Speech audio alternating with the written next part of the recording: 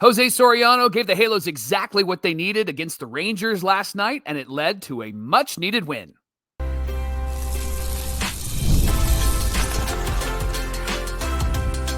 You are Locked On Angels, your daily Los Angeles Angels podcast. Part of the Locked On Podcast Network, your team every day. Thanks for making Locked On Angels your first listen of the day. Soriano continues to dominate on the road, and he helped the Halos break a 3-game losing streak last night.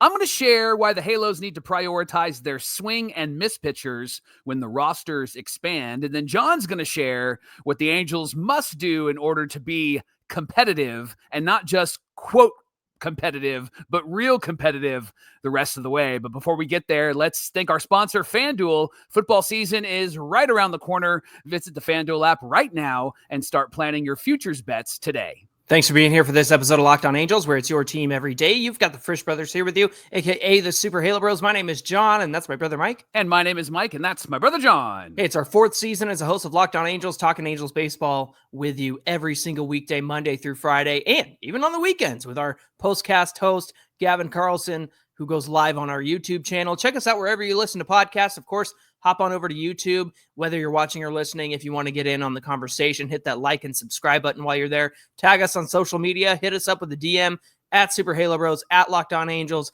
in order to get in on today's conversation. And come bowling with us at the second annual Logan O'Hoppe All-Star Bowl, Sunday, September 7th from 5 p.m. to 8:30 in Fountain Valley. We're helping support the YMCA of Orange County. You can get your ticket by clicking the link in the episode description. Make sure you use the promo code Halo Bros, all one word.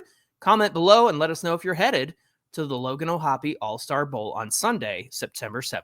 John, we have 4 takeaways from last night's 4-0 win over the Rangers. First takeaway, Jose Soriano continues to dominate on the road. He's been really great, and he was great last night. John, he's pitched the same amount of innings at home and on the road, but he's given up half the runs and half the hits when he's pitching on the road. So he's been really, really good. Last night, 5 2/3, 4 hits, no runs, 1 walk and 6 Ks, 91 pitches. He didn't allow a runner to reach second base until the 6th inning. Lots of low-pressure innings, lots of low-pressure pitches. It was exactly what the Halos needed last night. John, when he was taken out of the game, there was 2 on, 2 outs, and Reed Detmers comes in, and he gets Corey Seager to strike out to end that 6th inning. Detmers just messed with him, John. It was a 2-1 count. He threw a 73-mile-an-hour curveball.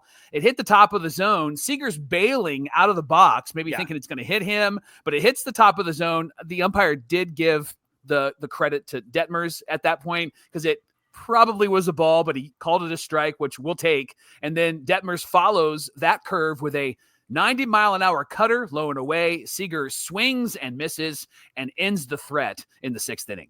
Yeah, I like the move to have Detmers line up with Corey Seager. I know Soriano probably wanted to complete that 6th inning, but he did the job. Again, 6 Ks, didn't allow a base runner to reach second until the 6th. Mike, that's because he was turning double plays, and he continues to lead the league in double plays turned behind him. And he was, even when somebody got on, he was able to get that double play turned behind him. And it kept things to a minimum, right? It kept things down to not that many batters faced. And so that was a great outing from Jose Soriano. And yeah, I love the matchup with Reed Detmers versus Corey Seager, lefty on lefty, because we all know Seager has done plenty of damage against the Angels this season and in years past. The second takeaway here is the Angels have gotten to deGrom for the 3rd time this year. Entering this game, deGrom has given up 8 earned runs on 10 1/3 innings against the Angels, and they immediately added to that. In the top of the first, 1 pitch, 1 swing was all it took for Zach Neto to put up an earned run around the neck of Jacob deGrom in this one. It was his 9th leadoff home run of the season, a 4-seam fastball, middle of the plate. Neto's 2nd home run. 22nd, sorry. 22nd home run of the season. And it was the 5th home run that Neto has hit on the first pitch this season. The Angels have a club record of 11 leadoff home runs this year. They got a 2nd run in the top of the 4th after a walk and a single. Travis d'Arnaud singled home Ward, and that ended up being deGrom's day. 5 innings and 2 earned runs. Angels have 10 earned runs now in 15 1/3 innings against Jacob deGrom. After he left, the Angels got 2 more. The first one came on a Travis d'Arnaud double to right field, scored Taylor Ward all the way from first. This came with 2 outs. Then Logan Hoppe hits his 19th home run in the top of the 9th, a little insurance run. Michael, first since July 21st, and his second home run since June 22nd. You'd like to see Hoppe start collecting those home runs again, but it was a slider in the middle of the plate, down in the middle of the plate, and he was able to yank that one out. I'm happy for the home run, and I'm happy he got a hold of it, but those are the pitches that he chases a lot, Mike. Yep. So I just hope that he doesn't get swing happy in that regard, because it was a home run. It was the right pitch to hit out, and hit it well, but he also swung at the first pitch that was a slider, and that was he swung through it, right? So it's just like, all right, you got your pitch that you were looking for, but I'm going to need you to go the other way sometime here, dude, because he was trying to pull everything. I'm a little bit worried that hitting a pulled home run to left center like that is going to make him continue to try and pull pitches. Now, he was in this one because he was DHing, because Trout was not in the lineup for this one, which is our third takeaway. I'm jumping ahead here.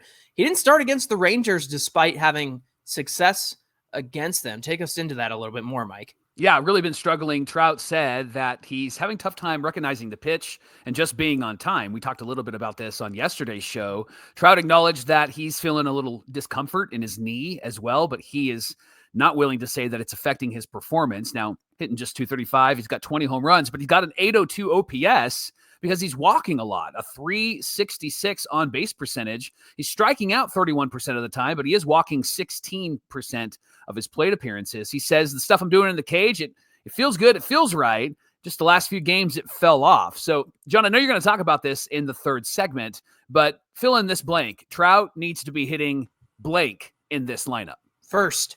If he's not hitting, he's walking, and he needs to be on base, and he needs to be on base in a situation where there's nobody in front of him, right? And theoretically, that's the first at bat of the game.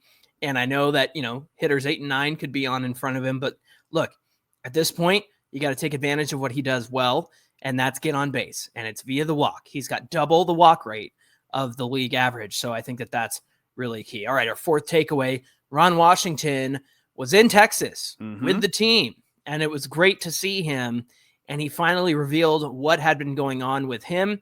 Mike, he had quadruple bypass surgery. He shared this yesterday in a press conference.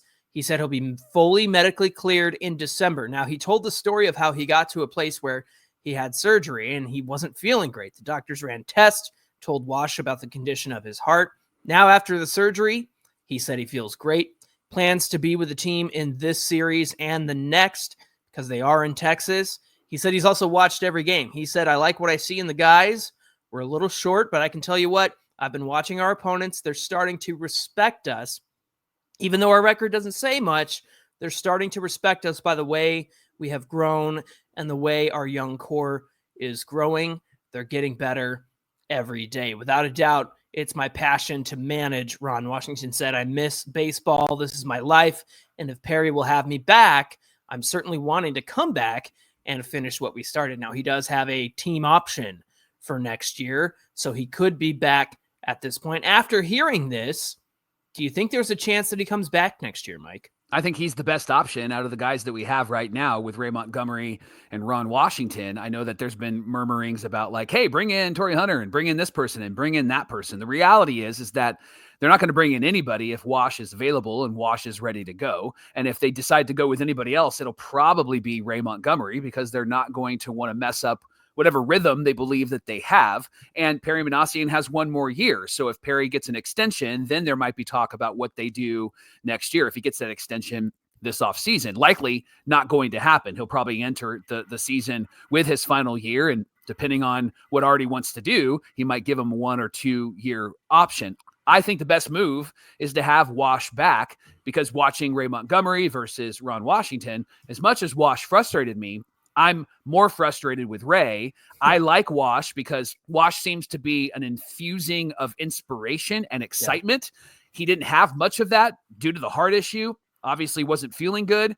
Ray is just mediocre as a manager at best, right? He is there's no heart monitor on him, and it just doesn't feel like he brings too much. And I know he's yelled and screamed a couple of times, those types of things. And I know that we don't want Phil Nevin in the dugout. I'm not asking for that. But what I am asking for is somebody that can actually lead this team well. And Wash was a good manager with the Rangers. And I think that if we're going to have these two options, I'd rather have Wash be the guy, or they do need to blow it up and bring somebody else in. They're not going to do that. We've been around this team long enough to know that they're not going to do that. It's going to be Ron Washington. And if it's not going to be Ron Washington, then it's going to be Ray Montgomery. Yeah, especially with the way things line up for Perry Manassian and Ron Washington having that option for next year. It just makes sense for them to finish out their contracts, really. Yeah. And if Perry's not going to get the extension, like you said, then it's going to be a gimme. And it's going to be Ron Washington.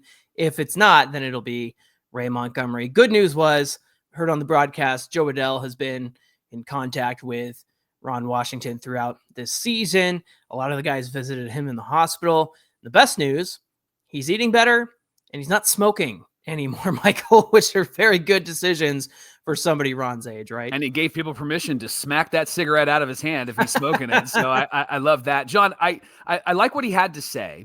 I like that he has noticed the growth. I think we've all noticed the growth of this team. I mean, we've obviously wanted them to be a bit more competitive, and not with air quotes. We wanted them to actually be in the race. But this team is better than they were last year, and they have grown. We've also seen some guys regress. You mentioned Logan O'Hoppe. He's really regressed. Maybe September ends up being a banger month for him. Hopefully it is, right? Hopefully they can go on some sort of run. Not a run that I think that they're going to make the playoffs, so don't hear me say that. But I like what Wash had to say. I'm just wondering if what they've done this year, they can build upon next year, and if it's going to take a Ron Washington for them to be able to do that. And I think that that's the decision that Perry Manassian has to wrestle with in the parameters that Artie Moreno has set up for him. Yeah, I mean, they built on what they did last year in terms of, I mean, obviously there's a lot of room for growth when you're 66 or 63 and 99, right? But at the same time, last year was a year to let those guys play, and they all had full seasons. We got a baseline for what they're capable of, and Neto and Shawnuel and Joe Adell have all surpassed their baseline from 2024. Logan O'Hoppe could be better, but I still think what we saw at the beginning of the season was better than what he had been doing at the end of last season. So we'll see what happens for the rest of his year. But again, this is a step in the right direction. Soriano, right? A full season of Soriano versus an injured season where he didn't get to finish out the year. These are steps forward, maybe not as many steps or as big of steps as we'd like, but at the end of the day, all of these guys have met their baseline from last year, and they've surpassed that. I love what Ron Washington had to say about teams are respecting us, and I think that that's true, considering, we saw how many times Zach Neto got intentionally walked just a couple of series ago, right? Yeah. And we think about the fact that, without Ron I'll just say this, that was a perfect Washism. Right. Yeah. And we haven't heard from him since he got sick and was in the hospital. I think I needed a Washism in my life, Mike. Yeah. And I think I needed to hear him say, hey, teams respect us. And I think that goes a long way, not just for the guys on the field, but for the fan base as well. I didn't realize how much rah-rah Wash would have. And sometimes it was very annoying to hear the rah-rah when things were looking so bad. I think I needed a rah-rah moment right there. So it was good to hear from him yesterday at that interview. Hey, coming up on Locked On Angels, Mike shares what the Halos must do for the rest of the season. And then I'm going to share my perspective on what they must do for the rest of the season if they want to be competitive. And we'll talk about all of that coming right up. Today is officially FanDuel Futures Day. It's a brand new holiday they declared for football fans who live for bold predictions and preseason hunches. So just for 24 hours, just today, FanDuel is giving you deals on NFL season predictions. So maybe you're going to call your MVP, or you're eyeing a long shot division winner, or maybe you're ready to crown that Super Bowl champ. By the way, the 49ers have one of the easiest schedules this year because they sucked last year. So maybe you want to count them in that Super Bowl consideration. We're fans. We love them. Today's your moment. Visit the FanDuel app right now and start planning your futures bets, because Futures Day is today, and only today on FanDuel. Play your game. This is the Locked On Podcast Network, where it's your team every day. Thanks for making Locked On Angels your first listen of the day. You guys know that Locked On has you covered from the Angels to all your favorite football and basketball teams, college sports. There's a show for nearly every team out there, and it's all here on the Locked On Podcast Network. And they want to hear from you. They've put together a survey to learn more about our listeners and make your favorite podcast even better. This is your chance to tell us and Locked On Podcast Network what you like, what you don't, and answer a few questions about our advertising. So go to lockedonpodcast.com/survey to get started. Everyone who completes the survey will be entered for a chance to win one of 10 $100 Amazon gift cards. In this economy, I'll take that. Again, lockedonpodcast.com/survey. You can also find the link in the episode description. We appreciate you helping us out. John, the Angels are 7 games now under 500, 62 and 69. I'm convinced that what they've shown us is who they are. And so at best, 500 is at best, but they're going to have to go on a run to get to 500 by the end of the year. So I've decided, and you've decided, that we're going to take a segment apiece and we're going to share what the Angels should do next for the rest of the year. So I've got a perspective, you've got a perspective, and so I'm going to share mine first. I think the Angels need to prioritize developing and bringing up pitchers with swing and miss stuff. Now, share some names with you and some stats to give you the reason why. I'm going to start with Caden Dana, of course. He has thrown 79 innings in the minors this year, and he has 83 strikeouts, and he's posted a 1.56 whip. So nice. I'm a fan of the whip, right? I like that. So in the minor league, in his career, he's pitched 291 and a third innings and has 327 Ks with a 1.18 whip, which is really good. That's Garrett Crochet a category for him. So territory is what I was trying to say.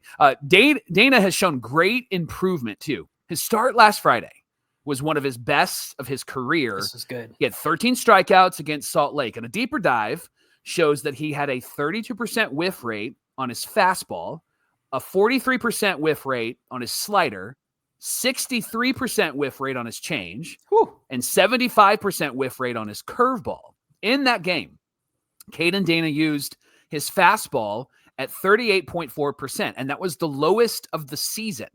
And what they've discovered is that limiting that fastball usage and him relying on some of his secondary pitches seems to be the necessary adjustment that he needs. Now, I have some numbers to back that up. He's thrown more fastballs than any other pitch this year, John, and the batting average against that is 304.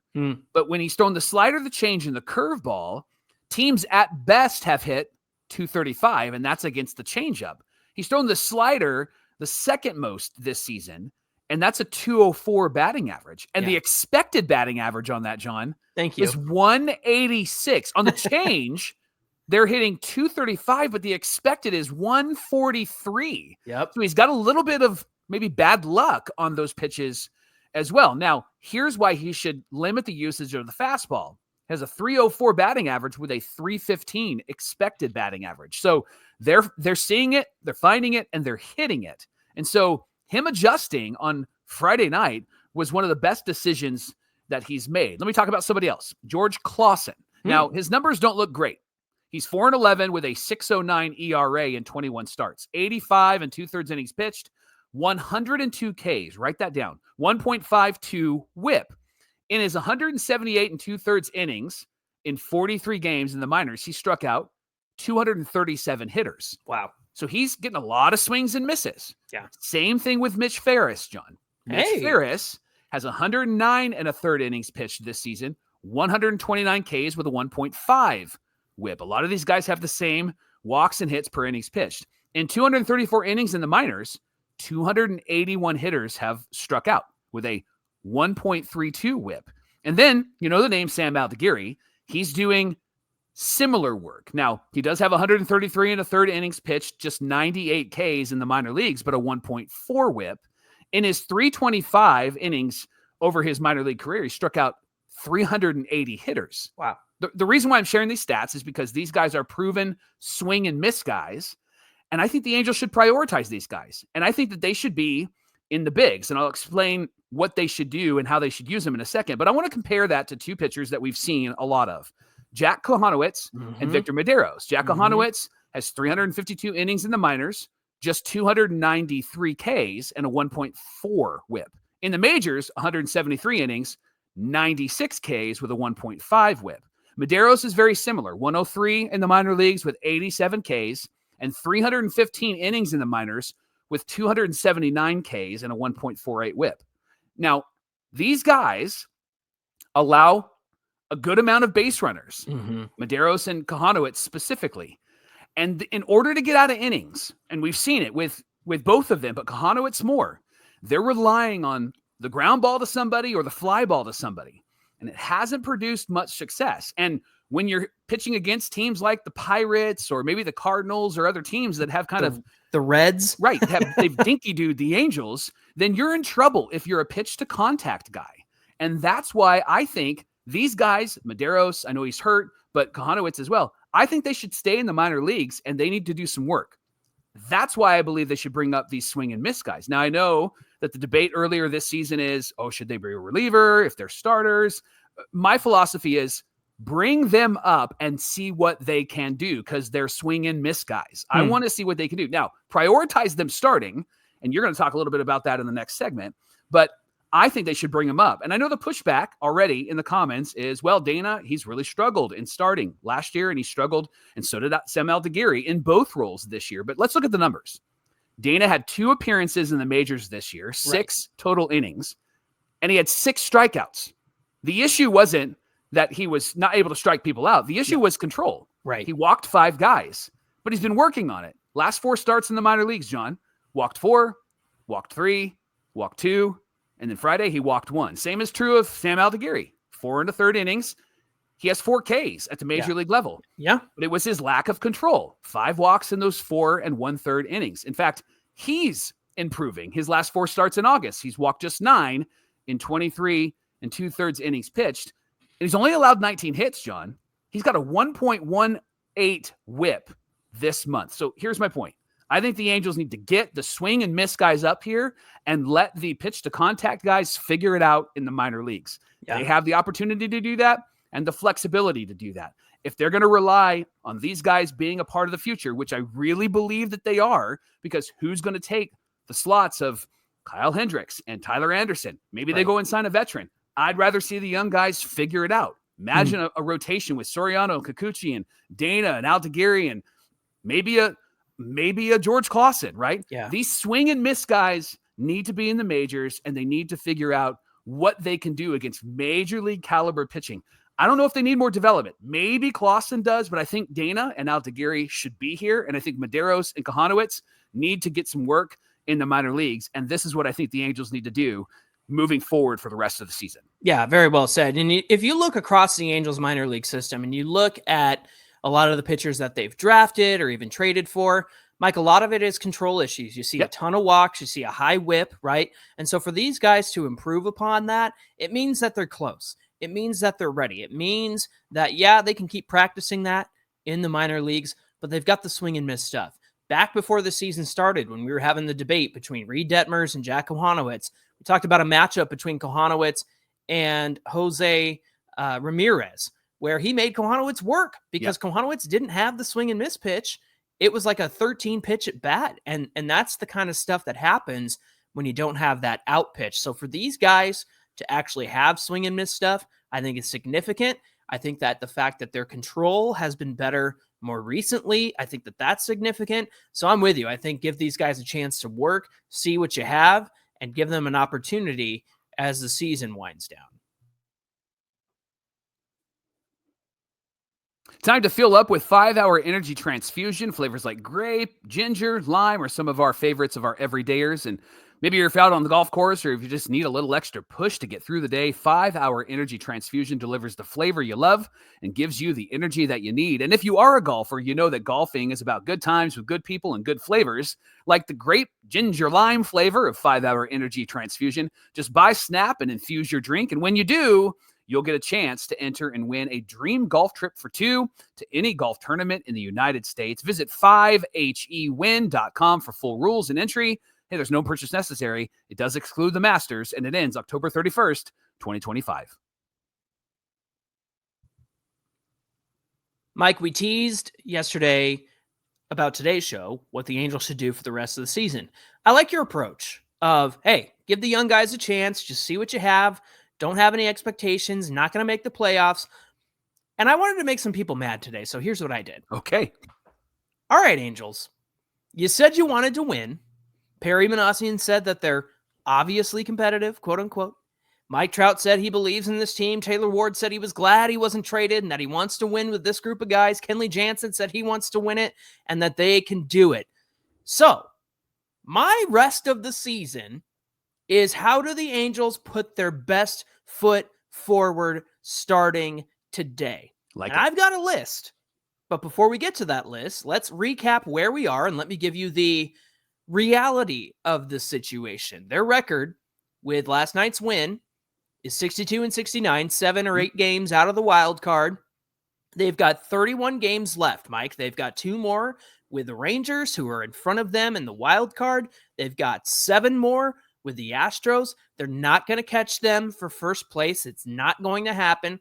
Kansas City, they got 6 more, and they are in front of them for the wild card. The A's, they have 3 more. They have to win those games against the A's. Same with the Twins, 3 more. You got to win those. The Mariners, they have 4 more against the Mariners. They're in front of you in the wild card. The Brewers is a 3-game set. That's going to be a real tough series. And then they also have Colorado about 2 series before the end of the season, and they're in Colorado. So it could be a, 28-3 blowout win for the Angels, but they dropped 2 of 3, right? Like they did a couple of years ago. But Mike, I bring that up because here's the reality of the situation. You say you want to compete, you say you want to be in it, but here's the reality that the Angels front office, I think, more than Angel fans, more than everydayers, more than you and me, this is the reality that the front office needs to deal with. The Angels need about 85 wins, in my opinion, to have a chance at the 3rd wild card spot. You know what that means? They need to go 23-8 over their next 31 games. And you need the Mariners, the Yankees, and or the Red Sox to drop at least 15 games over that same span, or go about 500 over the next month. Is that likely? Not with the Yankees. They've got probably the easiest schedule of all 3. They trounced the Nationals 10-5 last night. The Mariners, maybe. I think that they have the toughest schedule ahead of them. Padres, Astros, Dodgers. But asking for them to go 500 toward the end of the season, that doesn't seem likely. Red Sox is another maybe, but their schedule is easier than the Mariners. So of those 3 teams, it's very likely the Mariners would be the one with the most difficult situation, the most difficult schedule. So not only do the Angels need to go 23-8 over the next 31 games, they need a team like the Mariners to go 500 the rest of the way. Yeah. So that's the reality of the situation. Now, to get into what the Angels need to do to be competitive moving forward, in their words, I think they need to put their best foot forward. So before we get to that, let's recap the roster. You've got Nolan Shawnoel, Victor Medeiros, Carson Fulmer on the IL. Nolan being gone is a huge hole because Nico Cavadas is playing first. Don't forget that Jorge Soler and Chris Taylor are still on the IL. They're due back at some point. Mike, this rotation is currently missing a 5th starter. And so that's where we're at right now. The bullpen, surprisingly, is kind of in the best shape it's been in quite a while. Jansen, Chafin, Burke, Detmers, Fermin, Luis Garcia, Zephyr John, Stevenson, Silseth. Now, they have 9 pitchers because they are down a starter, so they're allowed to have 9 bullpen pieces, and they won't send one of those guys down until they need a 5th starter. I think Bachman is included in there as well because Anderson is on the paternity list. So here's what I want to get to. How do the Angels put their best foot forward and be competitive? Because you said you wanted to be Angels. So what does it mean for you to be competitive? Because you said you wanted to. Here's what it looks like the rest of the way. First thing, no more bullpen games. Competitive teams don't throw bullpen games in August and September. We've seen it early in the year. Teams like the Dodgers, right? But at the end of the year, unless they're comfortably in the postseason already, you're not supposed to see bullpen games the way that the Angels have thrown right? Coming out of the All-Star break saying we're going to be competitive and then throwing 2 bullpen games, absolutely incorrect. Now, on that note, I think it's time to move Tyler Anderson or Kyle Hendricks out of the rotation. If you want to be competitive, then it's time to have Sam Aldegheri and Caden Dana in this rotation to finish out the year. Based on what you said in your last segment, I think they would be perfect selections for the rotation. And here's why, Mike. Tyler Anderson is 2-8 with a 4.73 ERA. Kyle Hendricks, 6-9 with a 5.04 ERA. And Mike, those 2 guys, to their credit, they've done their job this season. And their job was to eat innings, because nobody other than those 2 and Yusei Kikuchi have ever reached anything close to 180 innings. Remember, 180 is the new 200. But now that it's nearly September, you don't need them to eat innings anymore. And you know what you're going to get with them. So if you want to be competitive, call up Aldegheri, call up Dana, because it couldn't possibly be any worse than Hendricks or Anderson, right? A 5 innings or less start, or a 4 runs or less start with 5 innings, right? It can't get any worse with Dana and Aldegheri. Give them a true chance to start. Don't put them in the bullpen.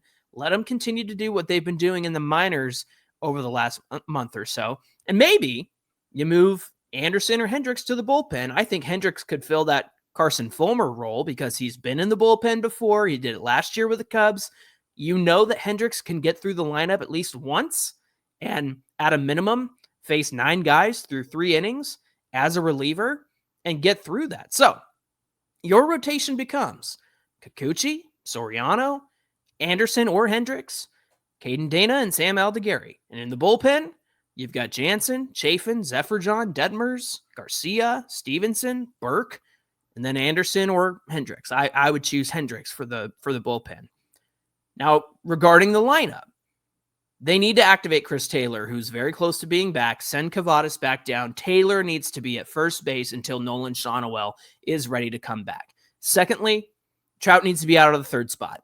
We're done with that. Until his bat can come around and he can prove that, take advantage of his 366 on-base percentage. Take advantage of his 16.4% walk rate, which is twice as good as the league average. And once Shonowell is back, you have a lineup that looks like Trout, Neto, Shonowell, Ward at cleanup, Moncada, Adele, one of O'Hoppe or Darno, one of Rengifo or Christian Moore, and then you round it out with Bryce Teodosio. Obviously, you got to fit Chris Taylor in there while Shonowell is out.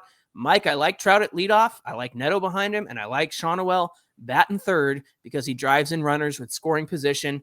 Don't mess with Ward. Leave him at cleanup because that's where he's thriving. Don't mess with success.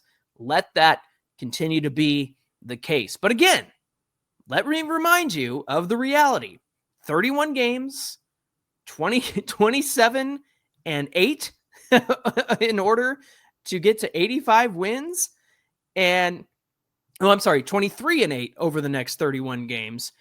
And they need teams in front of them to go 500. So despite everything I've said, you have to have a lot of hope and cross your fingers, a hope and a prayer. I don't see this team going 23 and 8. I don't see one of those teams in front of them going to be 500. But if the Angels want to put their best foot forward, these are the things that I would do. These are the things that I think they should do. And so, yes, you got to roll the dice. You got to get lucky. But if you want to put yourself in a position to win and get lucky, then those are the things I think that the Angels need to do. Thanks for making Locked On Angels your first listen of the day. Make sure you're subscribed to Locked On Angels on YouTube so you don't miss any of this great content. Be a smarter fan, including the best postcast in the biz with Gavin Carlson. He's live after every game right here on the Locked On Podcast Network, where it's your team every day. Hey, be sure you give us a follow on Twitter at Locked On Angels and at Super Halo Bros on Twitter and Instagram. Again, whether you're watching or listening, get into the conversation on YouTube, get in the comment section, hit that like and subscribe button. It really helps us out, puts us in front of other Angels fans who might not know about Locked On Angels. Mike, what do we have on deck for Wednesday's show? Well, who does Zach Neto compare to early in his career? We're going to share some names, and we're going to ask if you agree, and we're even going to talk about contract. It's all going to be tomorrow on Locked On Angels. All right, looking forward to that conversation. Until then, my name is John, and that's my brother Mike. And my name is Mike, and that's my brother John. Thanks for being here, everybody, and we'll see you back here on Wednesday. Rah, rah, Ron, right? That's his new nickname. Rah, rah, Ron. I missed it. I got to admit, I missed it.